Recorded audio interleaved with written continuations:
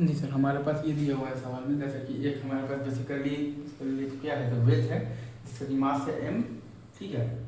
और ऊपर ये उसका सेमी सर्कुलर मतलब शेप है और उसका रेडियस है r, सही है। और यहाँ पर आपके पास एक बेसिकली स्फीयर है ऑफ मास m, और ऑल सरफेसेज आर स्मूथ, ये दे रखा है, और sphere and wedge are free to move, ये भी आपको दे रखा है, सही है। तो हमें ये बताना है कि find the displacement of ways when the sphere reaches at the bottom, right. तो हमने ये मान लिया है,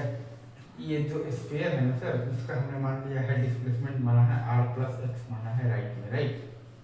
तो ये वेज का डिस्प्लेसमेंट आपके पास ऑटोमेटिकली आ जाएगा x इन दी राइट,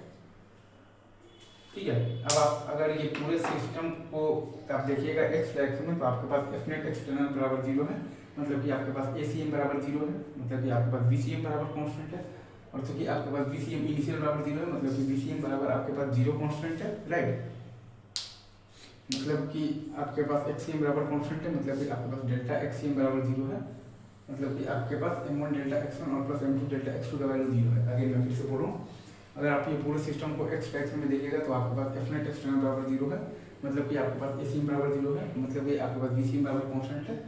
और चूंकि आपके पास अगर यहाँ पर देखिएगा तो BCM इनिशियल बराबर 0 है, मतलब कि BCM बराबर आपके पास 0 कॉन्स्टेंट है, मतलब कि आपके पास XCM बराबर कॉन्स्टेंट है, मतलब कि आपके पास डेल्टा मतलब कि आपके पास डेल्टा XCM बराबर 0 है, मतलब कि आपके पास m1 डेल्टा x1 और प्लस m2 डेल्टा x2 बराबर 0 है। तो वही कॉन्सेप्ट हम लोग यहाँ पर लगाएंगे, तो m into are plus x और प्लस mx बराबर 0, x बराबर minus mr by m plus m,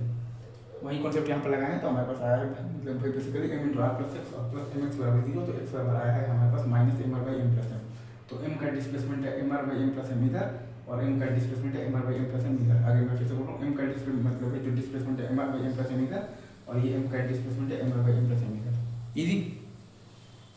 I guess ये बहुत सिंपल पड़ा हुआ आपको, ठीक।